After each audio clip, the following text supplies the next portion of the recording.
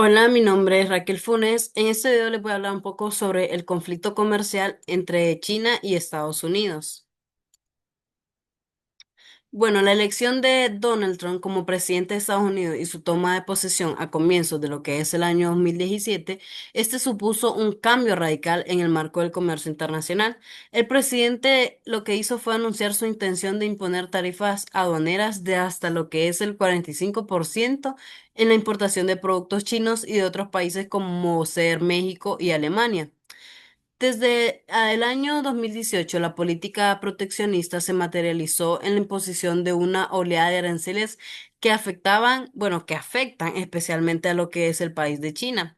El 22 de enero, la administración Trump impuso una tarifa del 30% a las importaciones de los paneles solares y de un 20% a las máquinas lavadoras. Estas medidas que incidían principalmente sobre industrias chinas y las surcoreanas. Y el 8 de marzo, los productos grabados fueron el acero y el aluminio, con aranceles de lo que es el 25 y el 10%. Estas medidas desencadenaron una pronta respuesta de China, anunciando en el mismo mes de marzo lo que es una intención de establecer también tarifas aduaneras sobre los bienes importados de Estados Unidos. El anuncio se concretó con la imposición de tarifas de hasta el 25% sobre una amplia gama de productos estadounidenses. Entonces, todas estas medidas, junto con las que se tomaron en los siguientes meses, esta fueron una clara situación de guerra comercial entre estos dos países y más incluyentes del planeta, los cuales son China y Estados Unidos, pa. Entonces los expertos coinciden que en el detonante de la guerra es de la firme convicción fue el presidente Trump de que gobiernos pasados permitieron que otros países se aprovecharan de Estados Unidos y que este actual sistema de comercio internacional perjudica a lo que es a Estados Unidos, supuestamente. Entonces, además, multitud de economistas aseguran que el conflicto no se hubiera producido si no fuese por el elevado déficit comercial en la balanza de Estados Unidos, el cual fue provocado por China. Lo de los desequilibrios comerciales. Una de las principales causas del actual conflicto comercial son los enormes desequilibrios comerciales que sufre Estados Unidos, especialmente el elevado déficit comercial. Esto sitúa al país en una clara situación de vulnerabilidad que el gobierno de Trump no parece estar dispuesto a aceptarlo. Entonces, por la otra parte, China se encuentra en una posición mucho más desahogada ya que el comercio con Estados Unidos, solo se presenta un 18% de lo que es sus exportaciones. Por ello, el daño que Trump puede infligir a China con sus tarifas arancelarias es potencialmente mucho menor al que puede sufrir el país norteamericano.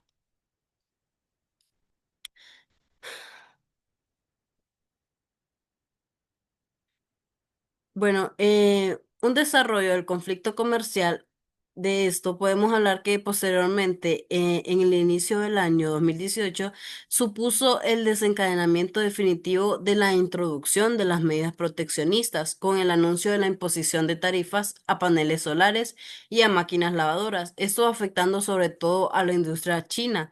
Esto se dio por comenzada, entonces aquí fue que se dio por comenzada la guerra comercial. Entonces, a partir de este momento y hasta la actualidad, pues, se puede decir que hay tres fases claras en ese conflicto.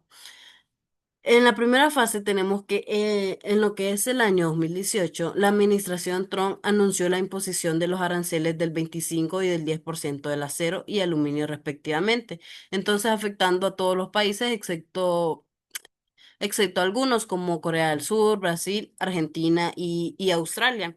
Los motivos por los que defendió dichas medidas fueron, en primer lugar, la constancia de que los precios de los productos estadounidenses hasta el momento eran exageradamente bajos, lo cual estaba afectando a lo que es las empresas. En segundo lugar, es que el convencimiento de que las compañías competidoras estaban recibiendo subvencionales ilegales, contrarias a las leyes de competencia. Y por último, tenemos que el hecho de que el crecimiento de importaciones de acero estaba perjudicando, según Trump. En la fase 2 tenemos que en julio de 2018, esta era la primera vez que el gobierno de Trump imponía tarifas específicamente contra China. En este mes, en lo que es en julio, el representante del comercio de Estados Unidos denunció infracciones de gobierno chino relacionadas con con la apropiación de tecnología y propiedad intelectual que estaban debilitando el comercio estadounidense. Entonces, por este motivo se anunció nuevas del 25% que afectaban a la maquinaria hecha en China, robótica y elementos de transporte. Y en la fase número 3 tenemos los empresarios más influyentes de ambos países suplican por una solución ante la evidencia falta de acuerdo y las constantes amenazas. Lo que hizo fue que China presentó una demanda ante el OSD, el órgano de solución de diferencias, en concreto contra las tarifas sobre los paneles solares. Alegando perjuicio a los intereses comerciales chinos a finales del mes.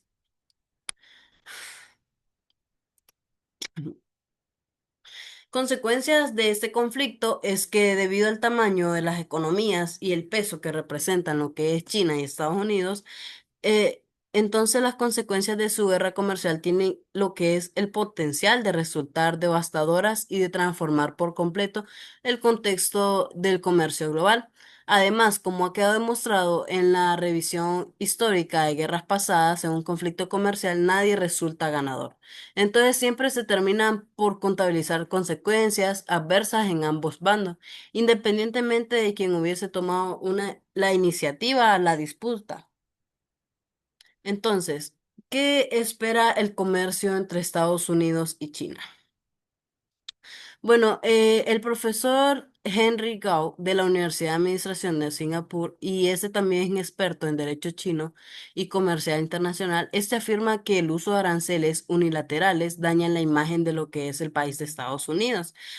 Como defensor del libre comercio y ser autoridad moral a China, entonces, sin embargo, algunos legisladores han presentado proyectos de ley que ampliarían las restricciones a la inversión para incluir a más industrias chinas. Otras propuestas legislativas exigirían que los planes de inversión del gobierno federal de, desinviertan en empresas chinas. Entonces, mientras tanto, el representante comercial de Estados Unidos, durante lo que es la administración dentro, ha respaldado los amplios aranceles del presidente. Entonces también se ha instalado a Estados Unidos a ser un país de productores y también este busca estudiar cómo los aranceles pueden reducir el déficit comercial de Estados Unidos, ¿va? Entonces, sin embargo, varios expertos afirman que los aranceles terminan reduciendo el comercio general y perjudicando a los consumidores estadounidenses. Lo que es que China se presentó una disputa ante la OMC en lo que es hace poco, en febrero del 2025. Argumentando que Estados Unidos incumplía su obligación de imponer el mismo trato regulatorio a todos los estados miembros de la OMC como socios comerciales en igualdad de condiciones, conocida como la cláusula de la nación más favorecida. Pero sin embargo, la administración Trump ha expresado su frustración con el proceso de arbitraje de la OMC. Aquí tenemos algunos eventos claves que han marcado el conflicto comercial entre Estados Unidos y China. En el 2018 fue el inicio de la guerra comercial. En el año 2019 hubo una escala y primeras negociaciones y en el año 2020 fue el acuerdo de la fase uno que China se comprometió a aumentar importaciones desde Estados Unidos. En el año 2021 y 2022 fue la administración Biden y la continuidad, que aquí, aunque con un tono más diplomático, o sea, se mantiene la mayoría de los aranceles o la transferencia forzada de tecnología. En el año 2023-2024 hubo una expansión del conflicto tecnológico y en el año 2025 sigue la tensión persistente con los intentos de estabilización. Entonces, ¿cómo afecta esto? Bueno, ¿cómo se afectan las restricciones y las exportaciones tecnológicas al equilibrio del comercio global? Afecta las cadenas de suministro, las empresas deben estar duplicadas por procesos y también se limitan los procesos. O sea, limitar la cooperación internacional en inteligencia artificial, esto se frena el desarrollo en conjunto. También hay tensión en países terceros. Aquí algunos principales riesgos políticos que enfrentan las empresas multinacionales, los cuales son las sanciones y las listas negras, que en estas las empresas pueden ser excluidas de ciertos mercados, entonces enfrenando pérdidas millonarias. Van a haber pérdidas. Entonces, también está lo que es el desacoplamiento forzado, la presión para separar operaciones y cadenas de suministro en Estados Unidos y China, las barreras regulatorias crecientes, que igual son las normativas de la ciberseguridad, los controles de inversión extranjera o los requisitos de localización de datos dificultan operar en lo que es en ciertos mercados. También están las represalias indirectas, que son países como China que pueden implementar auditorías agresivas. Y el papel que juegan las instituciones internacionales como la Organización eh, Mundial del Comercio es una pérdida de autoridad, limitaciones, bueno, una pérdida de autoridad porque Estados Unidos ha bloqueado el nombramiento de jueces de lo que es el órgano de apelación. También están las limitaciones estructurales, que la OMC no tiene mecanismos eficaces para lo que es abordar estos temas de subsidios estatales. También está el papel de mediación simbólica, que aunque con menor peso, la OMC sigue siendo un foro para expresar quejas, promover transparencia y mantener cierta presión diplomática. Tenemos algunas estrategias que pueden aplicar las empresas internacionales, el cual una diversificación de cadenas de suministro, también compliance geopolítico, o sea, implementar equipos especializados en riesgos regulatorios, sí, el seguimiento de sanciones y normativas locales. También un segmentación de operaciones, alianzas locales estratégicas y una diplomacia corporativa. Entonces, bueno, en este entorno de todo, de las tensiones entre Estados Unidos y China, o sea, aquí pierde quienes dependen de un comercio global fluido y no logran adaptarse rápidamente, como muchas tecnologías y empresas que son exportadoras. O sea, en cambio, se adaptan mejor las empresas multinacionales flexibles y los países emergentes que aprovechan la localización industrial. La clave ya no es solo competir. Bueno, la clave ya no es solo competir, sino ser lo que es estratégicos y resilientes frente a un mundo comercial, el cual es más fragmentado. Esto ha sido por todo. Gracias.